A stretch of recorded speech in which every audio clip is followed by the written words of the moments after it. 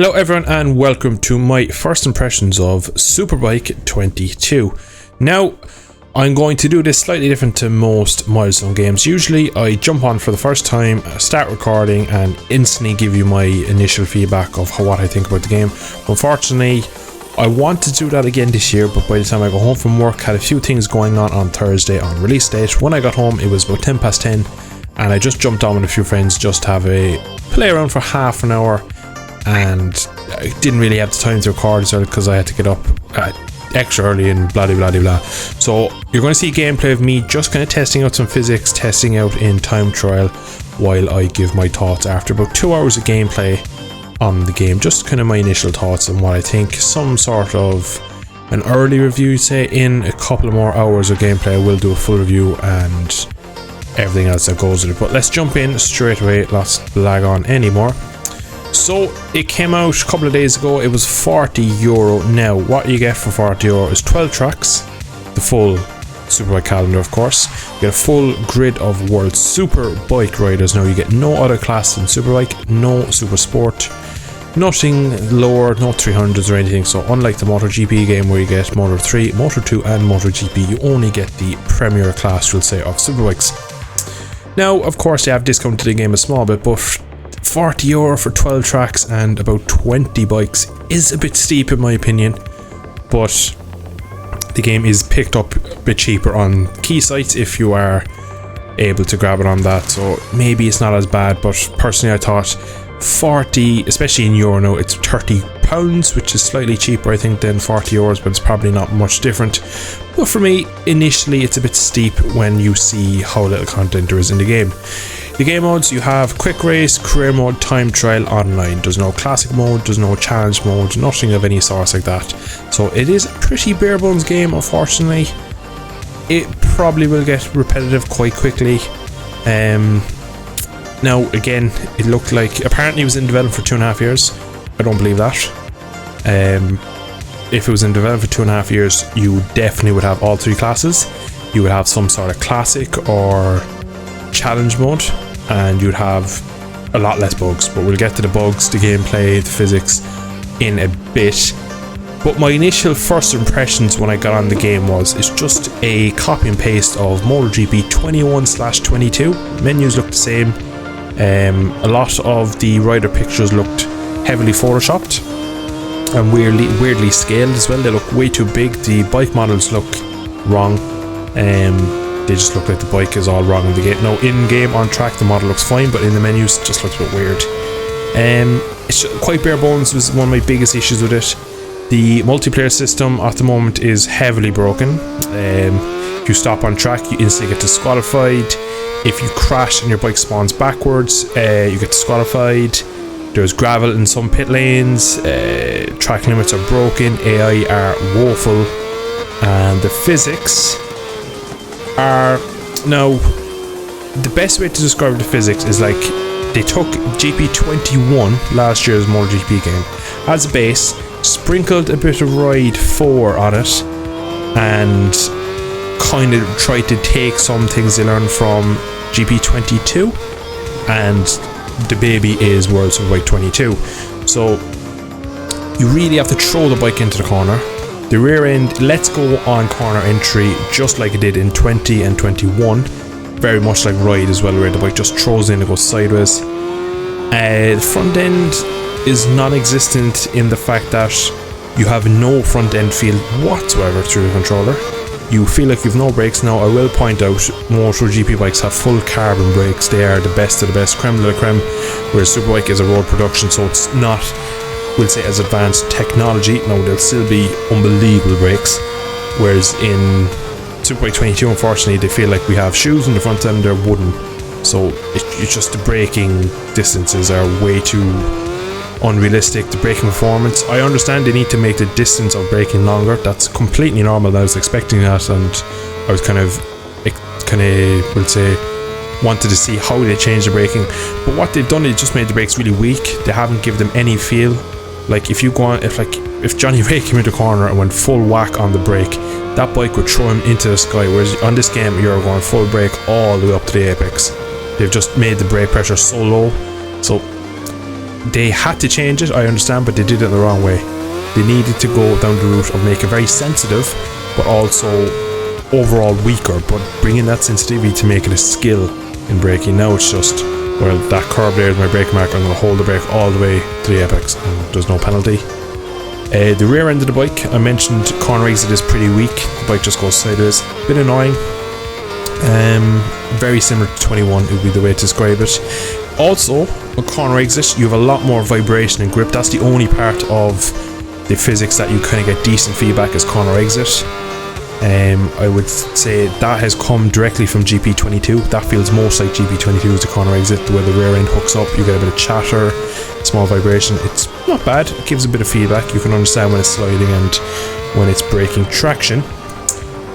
Wheelies, small issues again with wheelies. Now they're not as bad as GP22. Again, they've been slightly tweaked, so it's okay. Again, it's quite realistic. They are high powered machines, they should wheelie and stuff like that. Curbs are just murderous clowns. They are Pennywise, they are Freddie Mercury, not Freddie Mercury, from some sort of insert serial killer will add anything that kills ending. It's a killer shark. They are so bloody bad. They are game breaking at the moment. You just have to say they're just breaking. Like, the game has, like, Milestone's games have always had bad curbs. MotoGP 22, apparently they fixed the curbs. They fucking didn't. And in Superbike, now they haven't mentioned anything for Superbike saying curbs are been redone or there are new textures, but they are just so buggy. Most apparently is ridiculously bad. If you even look at a curb there, you get a trampoline to the sun. Catalunya is always been a pretty bad one for them. Quite unrealistic because in real life they use a lot of curb and it's just part of racing, whereas in Superbike unfortunately we just can't go near them, and it looks like we'll carry on like that where we just have to stay within the white lines. If you turn into it, now I understand if you turn in and touch a car while a full in, you should crash. That's quite normal. But when you come out of a corner and the bike is sat up and you touch a curb and you get teleported to the moon and back, that's not right. That's not what curbs are there for. So they need to completely redo the system of curbs. They've been broken as far as I can remember. They've never actually been right, unfortunately. Now, my kind of final thoughts on my initial playthrough is that it's, like I already mentioned in the video, it's kind of a hybrid GP21, 22 / Ride 4. They've taken a bit of everything and kind of merged it together. It still has massive flaws. Now, the more time I sink into it, the more I'll see it, but there's so many game-breaking flaws. I haven't even mentioned all the issues with career mode.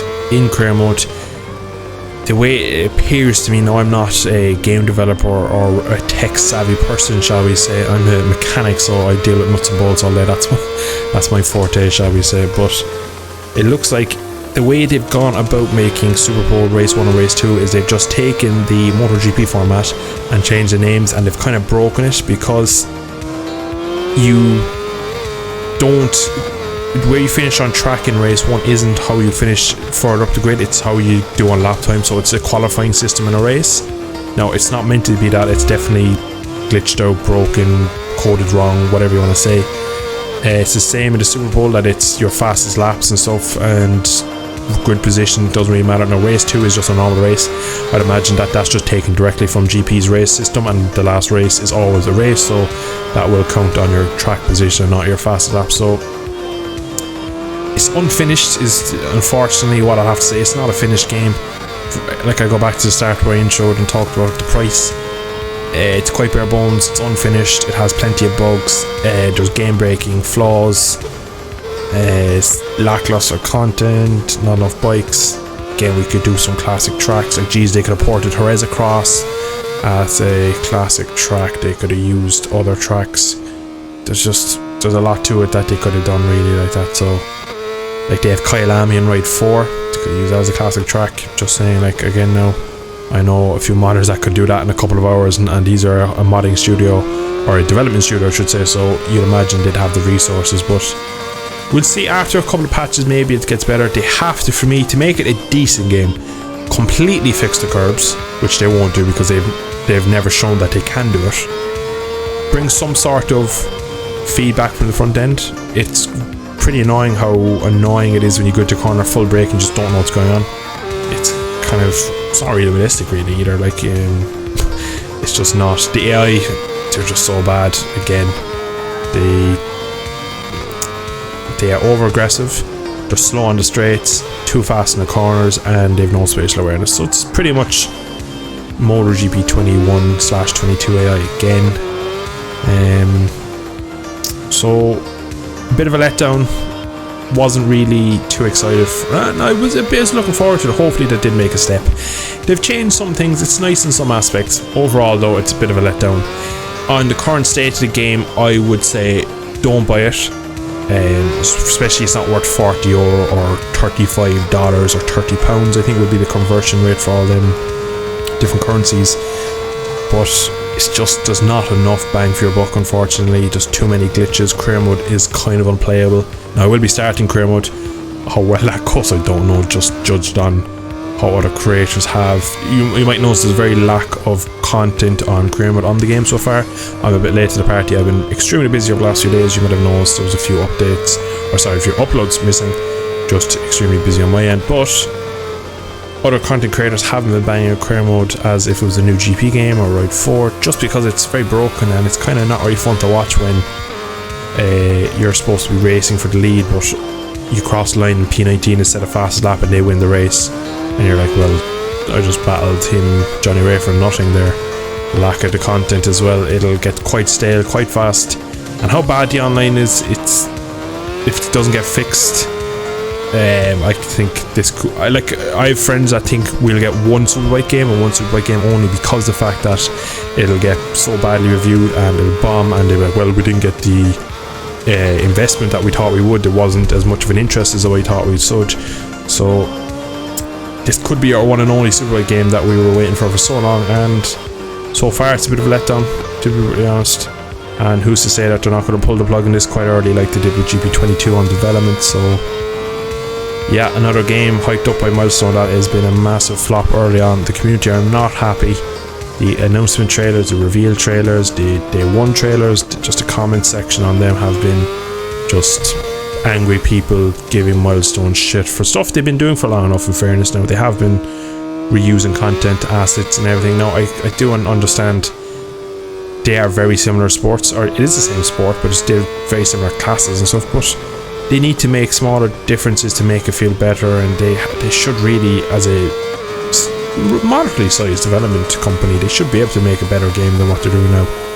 So we'll see with a few patches how it goes, but I'm going to leave it there. Now if you are new around here, I do lots of videos like this. I do career mode, tips and tricks, online, lots of playthrough and all that. So if you did enjoy today though, drop a like down below, subscribe to see more. I should catch you all in the not so distant future. Thanks for watching, see you soon.